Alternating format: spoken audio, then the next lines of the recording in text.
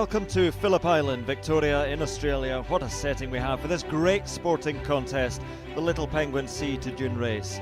Nervous moments always as they gather on the beach, the tension mounting, and away they go. There's the defending champion, wearing his familiar navy blue and white, great waddling style. Another pre-race favourite though, losing touch with the pack. Maybe that's why. A few too many fish in the day's feeding. There's a familiar face, Skip McIntyre, 8 times a champion back in the 90s, a very successful coach now, keeping a keen eye on proceedings. This the leading group, 1 or 2 still able to put on a show for the camera, others just ploughing straight over it. Some resorting to shortcuts. Sad that cheating has crept into this beautiful sport. The judges will have a look at that. But up at the front, the pace is relentless, closing in on those sand dunes that will offer a bed for the night. The fatigue starting to tell. Who's got the finishing kick up on the outside? What a turn of pace from that one, whichever one it is. No answer from the rest, and he takes victory. What a win. There we are, into the Burrow, building an extension with his winnings, and back tomorrow to try and defend his title here on Phillip Island.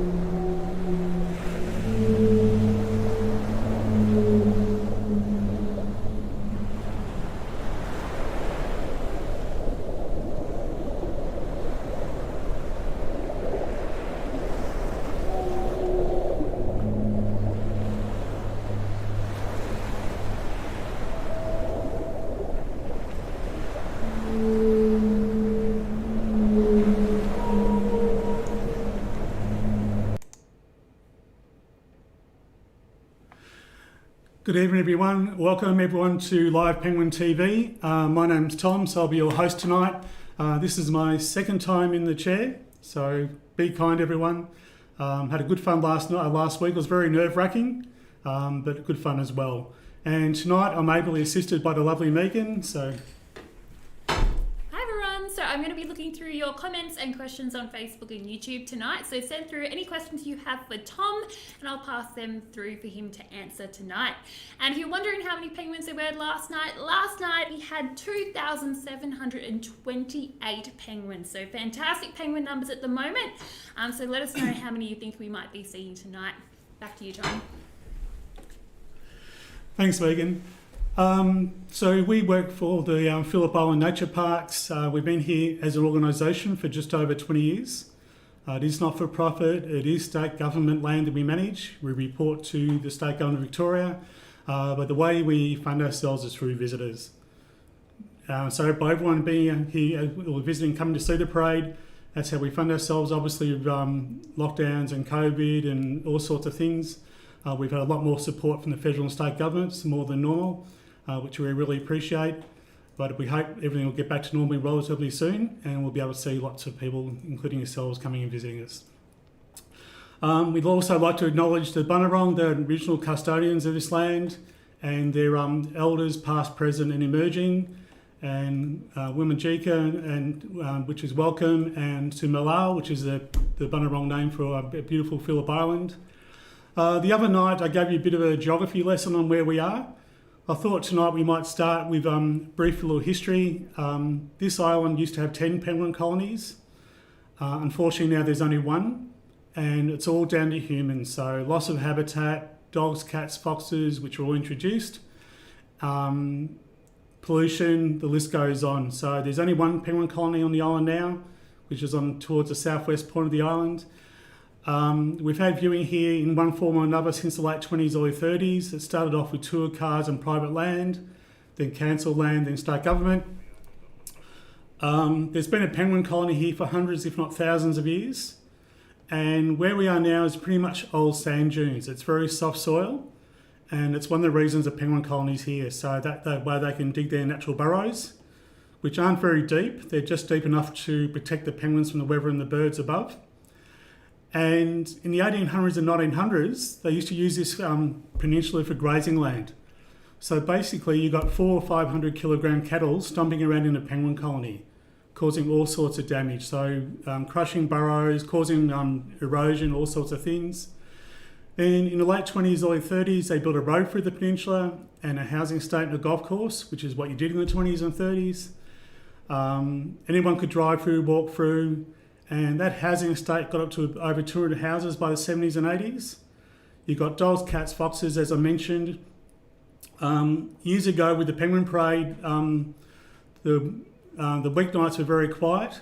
When I started here 14 years ago, 700 people on a weeknight was quiet. Now it's about 1,000 pre-COVID. Capacity is now 4,000. If you came here in the 60s, 70s and 80s on an Easter Sunday or Boxing Day, there might have been 6,000 to 10,000 people here. There was about 10 rangers instead of 20 or 30 rangers. And we look just down the beach here, we've got the stands there. They've been there since the mid-80s.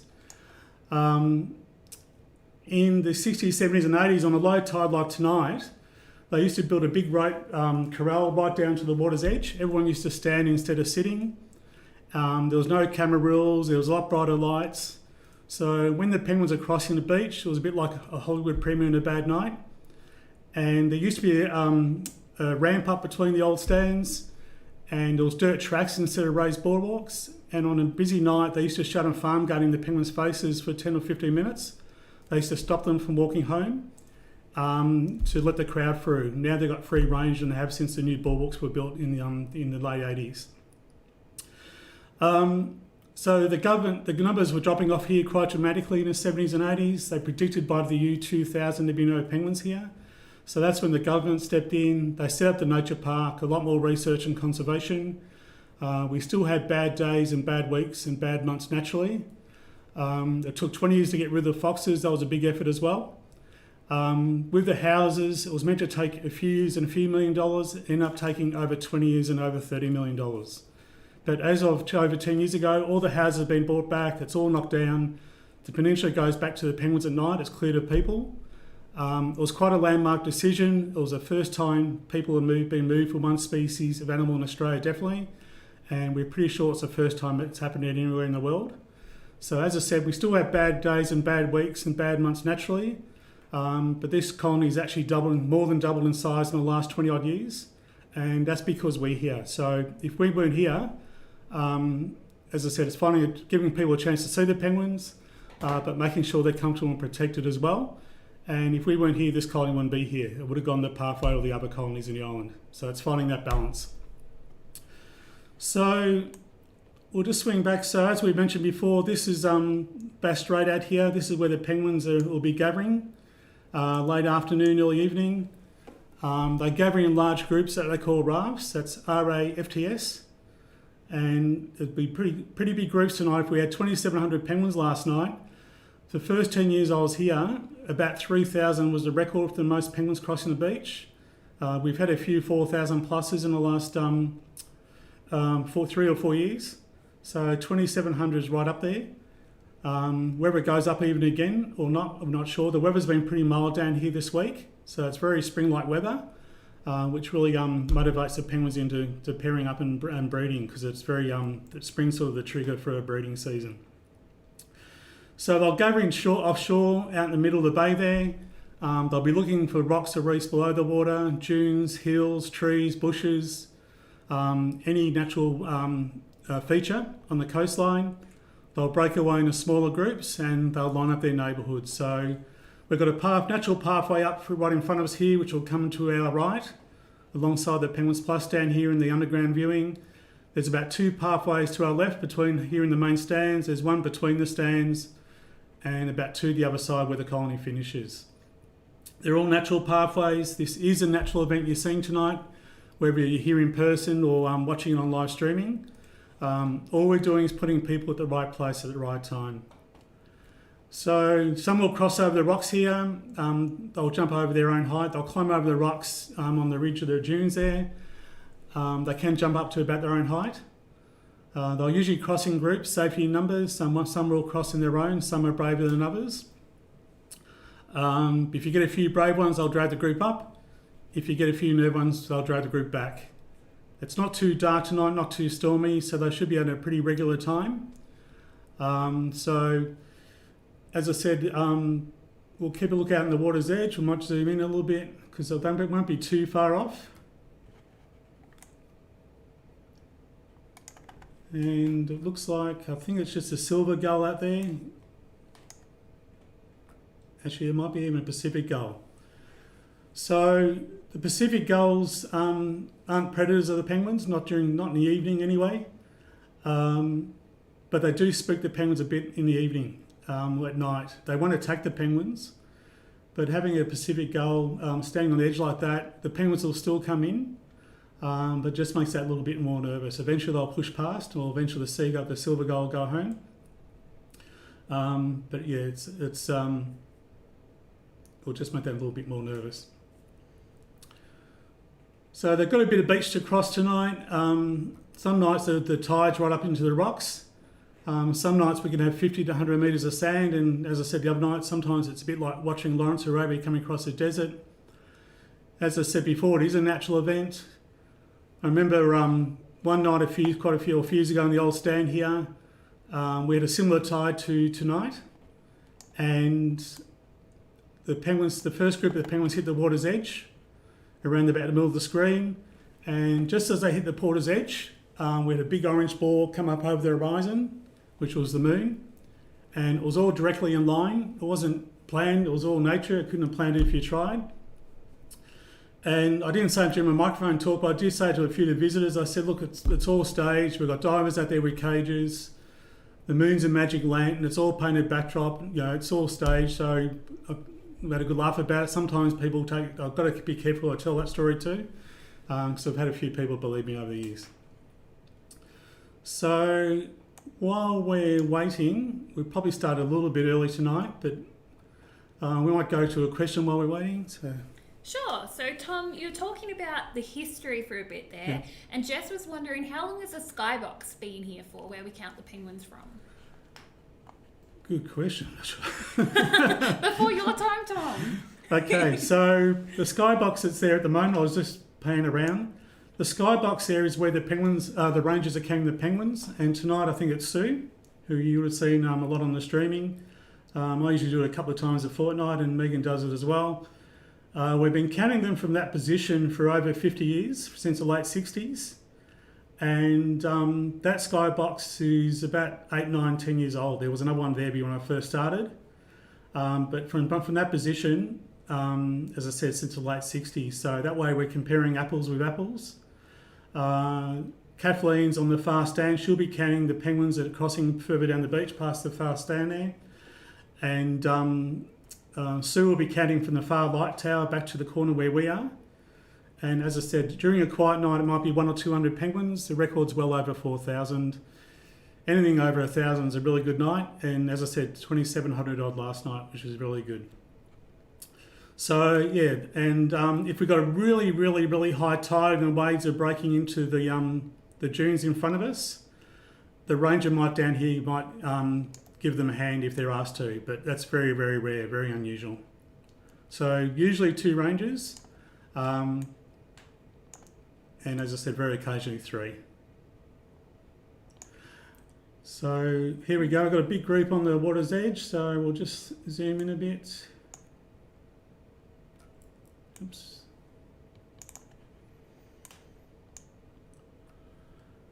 So this is quite a big group. Sue's going to have fun with this one. So their first priority is across the beach. So you can see them eyeing off that silver gull to the right. You can see the silver gulls of the normal gulls behind and sort of compare the size.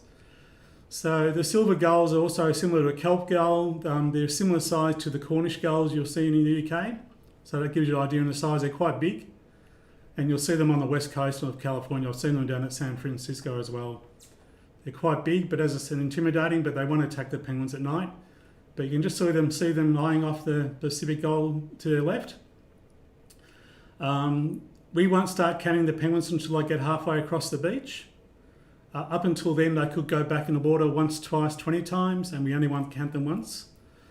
Once the group crosses the beach halfway, that's when we start counting them. We'll count them for 50 minutes, as I said. Most come in the first hour, regardless of the volume. But they actually come in for about 3 or 4 hours. So regardless of whether it's 200 or 2,000, about 70 or 80% will come in that first half hour or so, 50 minutes. So they're starting to make their move. I'm guessing Sue won't sort of call the start of the count until they get past these rocks in front of them. It's a little bit of an obstacle course tonight. Technically at this time of beach there's nothing on the beach to worry them, but they just feel very nervous with their dark feathers on the open sand.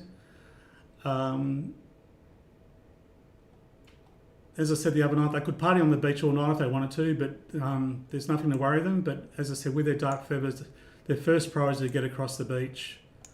Once they get into the dunes here in the rocks, they feel safe. They'll often stop and rest and have a little pit stop. And then gradually make their way to their burrows or homes. So there's no family groups or couples. Technically in this group there could be, but generally there isn't. It's just neighbours coming home. So I said this is pretty much Penguin Peak, our traffic you're watching. It's neighbours coming home. So there's no sort of hierarchy or anything like that. They're very quiet crossing the beach. They're very quiet walking to their burrows. They're still worried about predators. But once they get outside the burrows, as you'll see and hear when you do walk through the colony, when you're here along the boardwalks, they get very noisy and very animated. The ones who come in tonight will stay for 1 or 2 nights. An hour or two before sunrise tomorrow morning, some will go back into the ocean and some will go back into the burrows because that's when the large birds are coming out. They're the only species of the 18 species that do live in burrows in the ground. They're the only ones who really stick to that crossing the beach when it's dark. All the other penguin species of penguins are big enough not to worry about those birds of prey.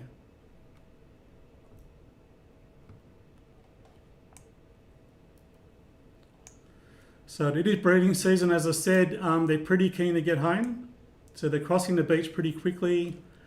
The other night we didn't have too many hanging around preening and having a little pit stop, so they're pretty keen to get home to their chicks or burrows or partners at this time of year, as you'll see. So that group's going to come across this rise pretty quickly. Thanks, Sue. And we do try and throw it out to the visitor or to the viewers to see who come how many in each group. So if anyone's had a few guesses of that first group, you can throw it up on the Facebook feed. And we'll see how we go. We've got a figure through, but we'll give you a little bit longer. It was quite a big group. If it's small groups, we count 1, 2, 3, 4. Big groups, 10, 20, 30, 20, 40, 60, 80. But it's usually pretty accurate. And once again, because it's breeding season, these guys aren't mucking around. They're coming straight through. It's like, get them away, we're going home.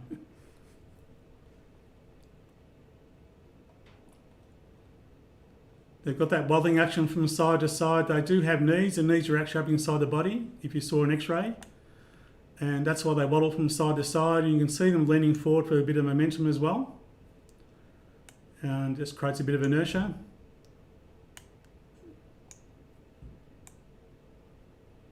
The amazing birds, I've been seeing these guys 4 or 5 nights a week for the last 14 years. Haven't got sick of watching them yet. We're seeing new things and learning new things all the time. And we'll just go to the side camera. These guys are going to come around the side hopefully very soon. So I'll get a nice good big close up of that.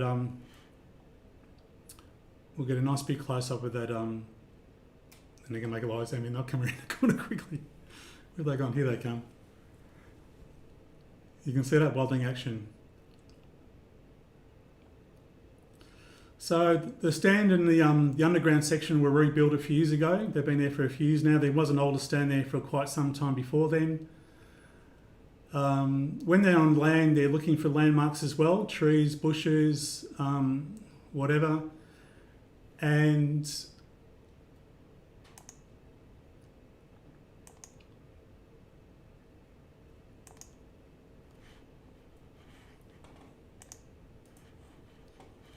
It's not going back. We've had a lot of good guesses, Tom, about the Okay. number in that first Sorry. group. Yep. What was it? Oh, Just all good. Penny got really close. She guessed 130, and there was actually 135 penguins in that first group. wow. That's 135. Big group. Yeah. Big group. So we'll just see if we've got another group crossing. They come pretty thick and fast at this time of year with these numbers. And there we go, we've got another group crossing. I mentioned about landmarks on land. I'll give you an example. A few years ago now, with the old stand, we had Victorian Tourism here from our state government. They were taking some pictures of the penguins for publicity, and they had a little metal pole about 1 metre high, just the other side of the sand track on our right here, opposite the stand, with a small camera on it. And they were sitting metres away behind, out of sight. There was no flashing, no clicking, no noise, no nothing. And every penguin that walked through that pathway that night was used to having visitors on their right. That wasn't a problem. But pretty much every penguin that walked through that night stopped and looked at that metal pole that was standing there, just onto the side of their pathway, because it wasn't usually there. There was no trees or bushes there normally at all. So it just shows how much they notice a change in scenery. I remember once a night a few years ago, we had a big storm which wiped out about 2 metres of dunes in between the main stands, including a few burrows. The next night I was on the east stand and a few penguins came in, and I was standing on the edge of the dunes looking dazed and confused. Obviously a few of them lived in those burrows, and it was like I was just standing there saying, you know, what happened to the neighbourhood? Where's the neighbourhood gone? It's gone. Eventually they would have readjusted and built new burrows or found another one. But that first night, as I said, it just knocked them for six a bit.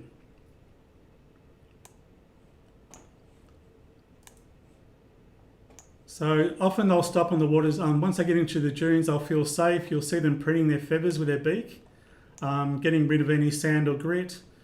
It's very important they look after their feathers.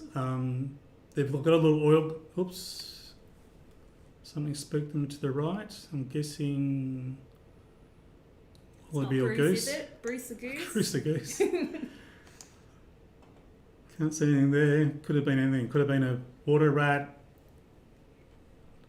Doubt if it was a bandicoot, but it could have been. Obviously, this is the jury group, quite a big number. So they've got a little oil gland on the base of their spine. They'll access that oil, their beak, and smear that into their feathers. And that helps with their waterproofing and insulation as well.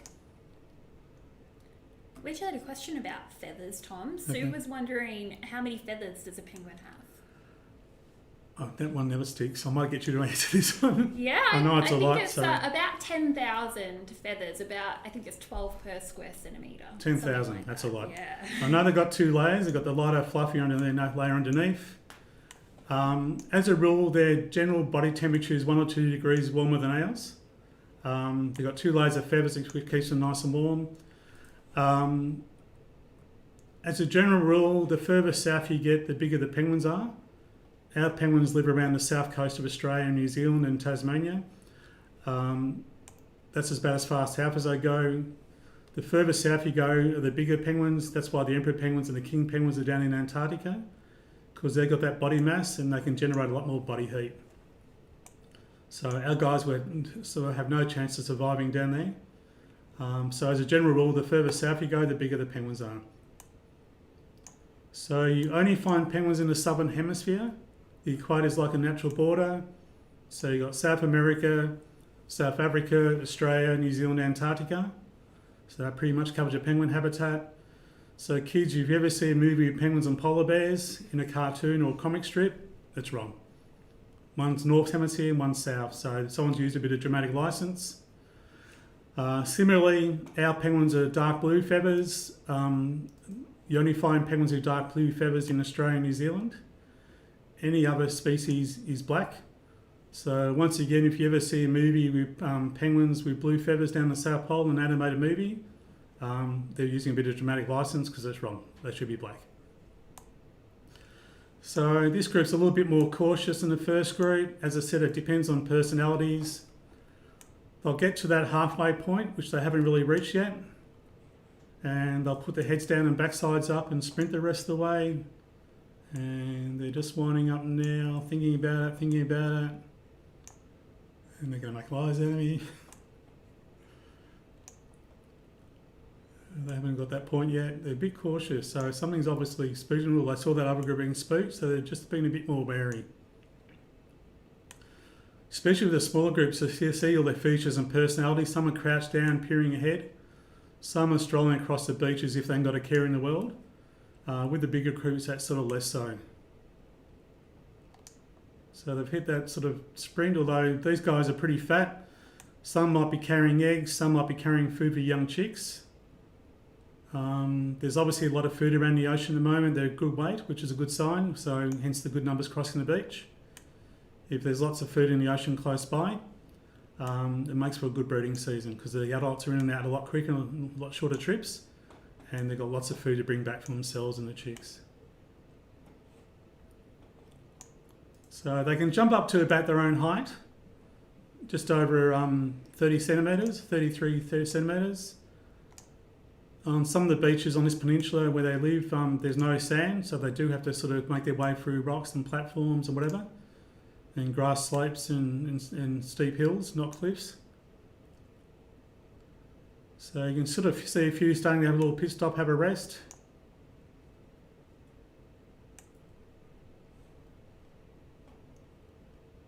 Shaking a bit of the water out. Often you see them flipping their foot, just drying out a bit, having a bit of a loosen up.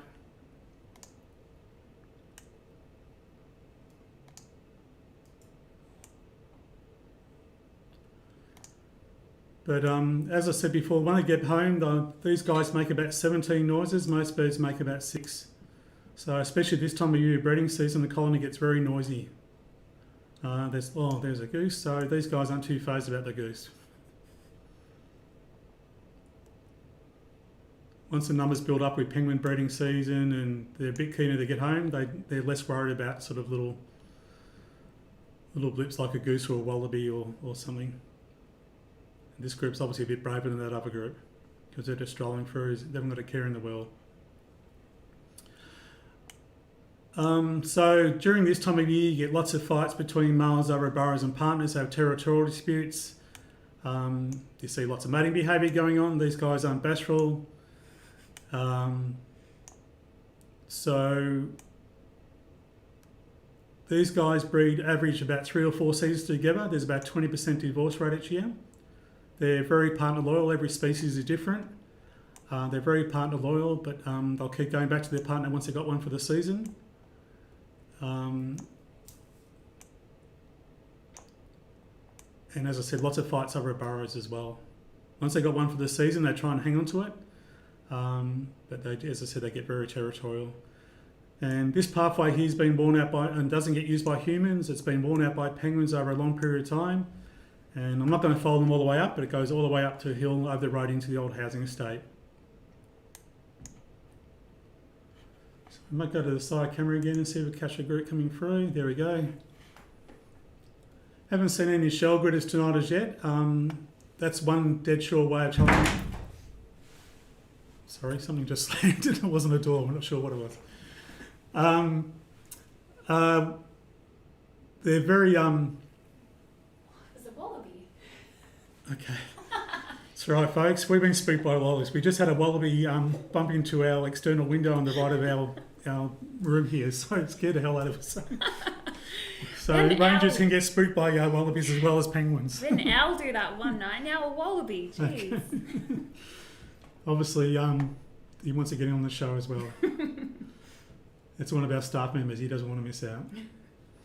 I lost my train of thought now. What was I talking about? Do you want a question? Yes, please. We've had a lot of questions about eggs in the breeding season, and Okay. Hazel, who's 6 years old, would like to know, do the chicks open the eggs by themselves when they're hatching? Yes, they do. The eggs are very small. These guys have 2 eggs. They're smaller than a chicken's egg. Once the eggs have hatched, mum and dad take turns looking after the eggs for a few weeks. They'll take in turns looking for food. And when the chicks are born, they'll gradually break their way out of the shells. And I've held and I'm sure Megan has as well with her research, I've held a 2-day-old chicken in the palm of my hand. It's like a little warm ball of fluff. But they grow very quickly. We don't see them for about 3 or 4 weeks until sorry, I should get on a better camera than that. We don't see them until they're about 3 or 4 weeks old. Up until then, mum and dad are taking turns feeding the chicks. And once they're about 3, 4, 5 weeks old, mum and dad say enough's they'll start going in the ocean, and looking for food to bring back for their chicks. And that's when we start seeing the chicks outside the burrows, waiting for mum and dad to come home.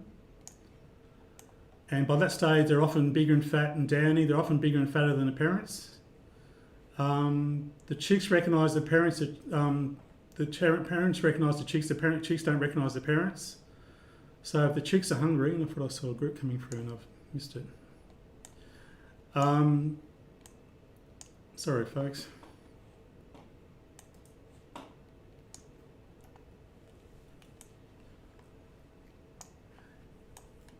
If the chicks are hungry, they'll chase every adult that walks past. They'll chase them, harass them, rugby tackle them, and it actually scares and intimidates the adults. I've seen 8 young chicks chasing an adult around in big figure 8s. Often when the parents come and feed the chicks, they'll feed them and then disappear a couple of metres away and hide because they're sick of being harassed. And when the chicks are about 7, 8, 9 weeks old, they're fully grown, mum and dad say enough's enough. They'll just stay in the ocean for a few days, and then through instinct and following other penguins, the chicks will look after themselves, and they'll start going in the ocean to feed them. So with little penguins, every species is different. The parents don't teach them how to feed or swim. It's through instinct and just following the group in general. So these guys are a little bit more cautious. So even though we've had bigger groups tonight, you can sort of see the different personalities, as I said, with them crossing. These guys are a bit more cautious. You can see them in that crouch position looking forward.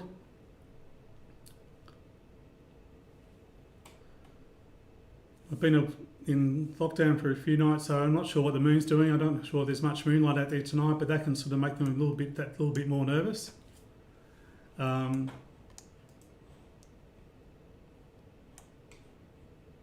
these guys are like a shopping trolley. They're all over the place. They're obviously seeing a few mates, so they're just grouping up as big a group as they can muster together, which is nothing like the groups we've had, but it's big enough to get them across the beach.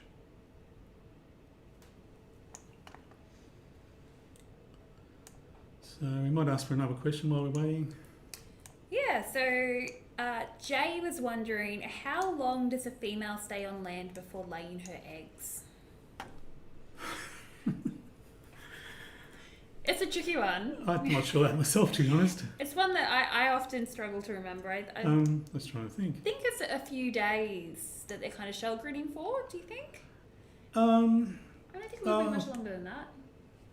They're not just strengthening the eggs; they're strengthening the bones as well. So, and all I know is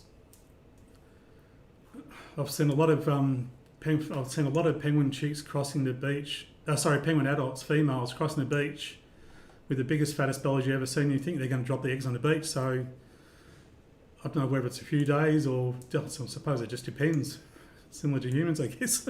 Yeah. Sometimes they get short. There has been stories about them, the exertion they use walking home, popping an egg out on the way home, which doesn't happen too often, but it has happened. So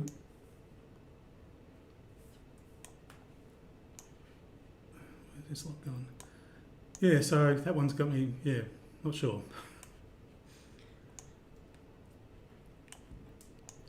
So as I said, not too many shell gritters tonight. Once breeding season kicks in proper, as I said, I've seen groups of 10, 20, 30 walking down the beach in a huddle. It's a bit like a mother's club.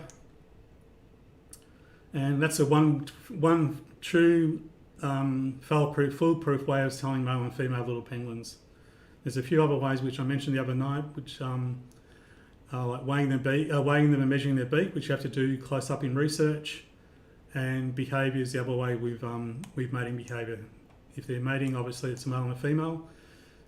fights. It could be domestic or a territorial dispute. But shell gritters is the easiest way. So apart from the funding we get from visitors and governments, we also have what we call the Penguin Foundation.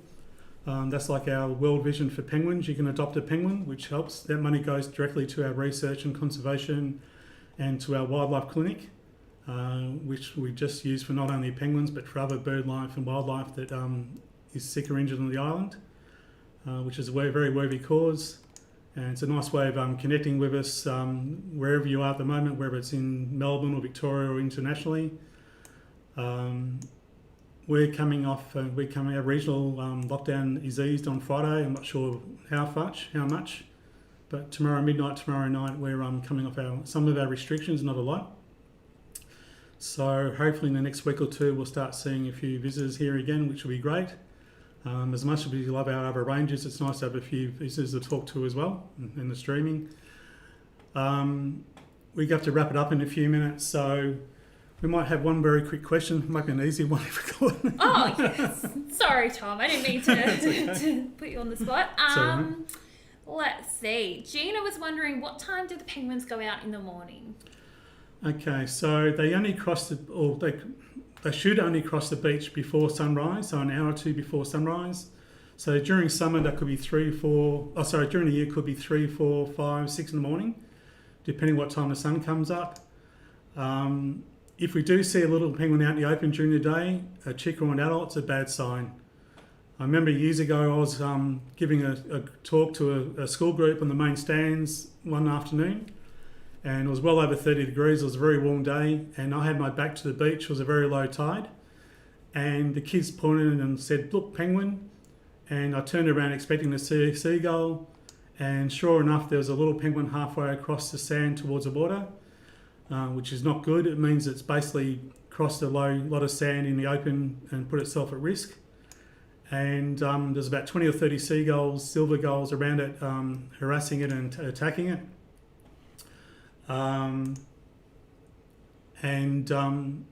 So I had to rush out with one of our wildlife boxes and picked it up. It was very underweight, and they ended up in our wildlife hospital for a few weeks and got looked after. So it doesn't happen too often.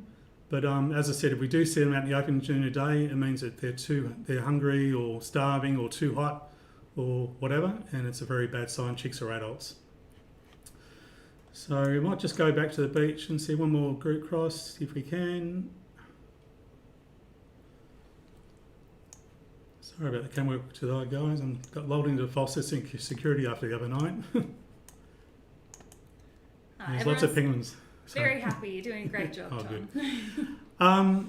So as this group crosses, we might sort of say goodbye. To all of you watching tonight, thank you for watching, both new people and older visitors, wherever you're watching in the world. It hasn't been a year or two. It's not going to be another easy year or two. So keep safe and well, everyone, wherever you are. As I said, we're going to start hopefully getting a few visitors. The vaccinations points are rising pretty quickly in Victoria and Australia. Hopefully over the next few months things are going to open up gradually a little bit more, not too much, but bit by bit, and we'll start seeing a few familiar faces and some of you guys as well.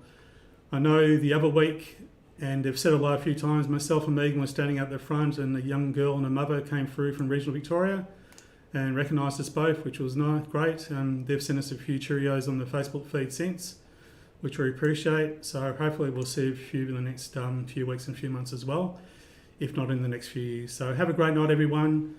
Stay safe and well. And Megan, come and say bye. You can do that. Bye, everyone.